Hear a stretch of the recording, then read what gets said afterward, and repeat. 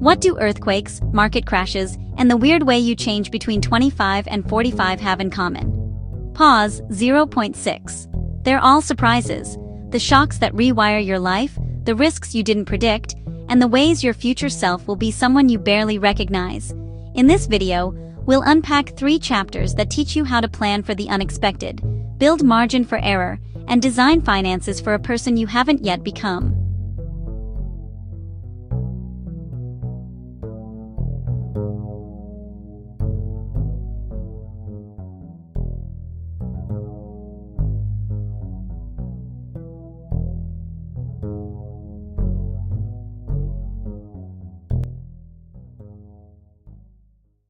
We're covering Chapter 12, Surprise, Chapter 13, Room for Error, and Chapter 14, You'll Change.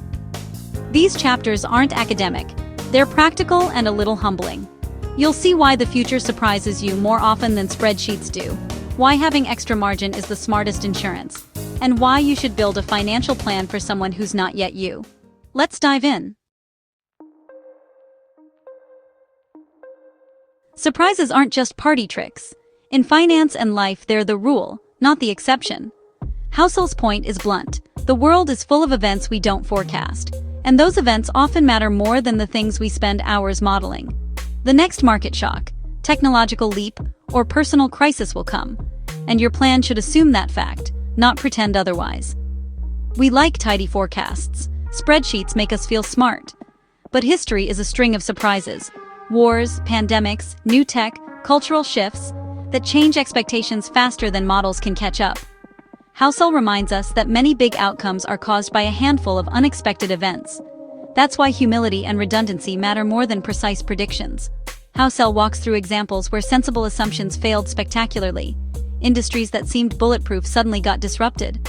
Comfortable households were blindsided by medical emergencies. Careers that looked safe were upended by technology. Each story circles back to the same lesson. Assume you'll be surprised. Don't build a life that collapses when something unexpected happens. So what do you do about surprise? 3 simple rules. 1. Expect to be wrong. 2. Keep options open. 3. Avoid bets that create permanent downside. That means saving, keeping some liquidity, avoiding crippling leverage, and designing fallback plans. When the surprise comes, flexibility is a superpower. Surprise shouldn't scare you into paralysis. It should make you build a sturdier house. You don't need perfect foresight. You need simple protections that let you survive and adapt when the unpredictable shows up. If surprise is the shock, then the next chapter is the shield, room for error. Think of it as deliberate redundancy for a random world. Room for error, Housel's favorite phrase, is a reality-tested version of margin of safety. It's the buffer you keep to survive surprises, volatility, and emotional breakdowns. It's less glamorous than alpha chasing, but it's the difference between being able to recover and being gone for good. Housel borrows examples from card counting and business. Even when you have an edge, you still lose many hands. The card counter manages bet size, so a string of losses doesn't wipe them out. Companies like Microsoft and Berkshire carry cash not because they're timid, but because having room lets them act when others are desperate. That cash is a tactical advantage, not a shameful hoard. We hate admitting uncertainty. Forecasts look clean. Margins look like wasted opportunity, but the cost of underpreparing is catastrophic. Housel points out a psychological trap. We design plans based on what we want to be true, not what's likely. Room for error corrects that.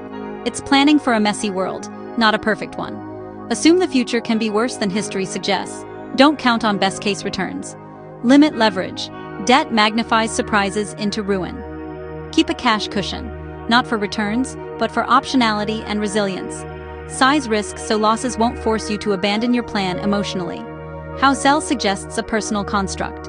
Assume future returns will be meaningfully lower than past averages. Save more to compensate. It's not exact science. It's an emotional comfort that keeps you in the game if the world is less generous than your spreadsheet assumes. That buffer lets you sleep. Remember, room for error isn't fear. It's a tactical choice that increases your upside by protecting your downside. If you want to be around to benefit from tail events, you must build buffers now. Buffers are great, but who are we building them for? Chapter 14. Answers. You won't be the same person in 10 years. Plan for the you haven't met. Your preferences will change. It sounds obvious until you try to guess your future tastes, priorities, or tolerance for risk. Housel's point is practical. You will change more than you expect, so design financial choices that are flexible enough to serve many versions of you. Research shows people systematically mispredict their future tastes and priorities. The things that matter most to a 45-year-old aren't the same as to a 25-year-old. Housel uses examples like career entry decisions, relationships, and spending habits to show that rigid plans often trap future you in choices past you loved. The smarter move is to build optionality and avoid irreversible commitments that bind future preferences. Favor options over locks. Rent versus buy is a classic example. Buying can be great, but it locks you into a place. If you're likely to change careers or cities, that lock might cost you. Avoid lifestyle inflation you can't sustain. Scale in, don't scale out.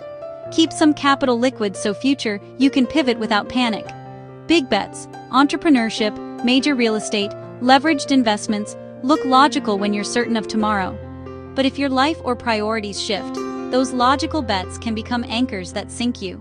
Design for adaptability. Housel's quiet reminder: the best plans let you change your mind without catastrophe. Housel shares examples of people who made permanent choices for a temporary self. Careers chosen for prestige, not for happiness. Houses bought to impress, not to live in. Businesses run too long because quitting felt like failure. The moral: you owe it to future you to keep options alive. Financial flexibility is a kindness to the person you'll become. Expect surprise. History is full of shocks. Plan for them. Don't pretend you can forecast them. Build room for error. Buffers, cash, conservative sizing, low leverage, protect you from ruin and buy optionality. Design for a future you'll change. Favor reversible decisions and liquid capital so you can pivot without pain. Which of these will you act on first? Adding a bigger buffer? Rethinking a big irreversible choice? Or revising your risk plan? Tell me in the comments and why. I read everyone. If this helped, like and subscribe and share it with someone making a big, permanent choice. Next up, we'll cover chapters 15 to 17, the costs of everything, how people's incentives shape behavior, and why pessimism seduces us. Those chapters will help you see the incentives around you and avoid the traps they build. See you in the next breakdown.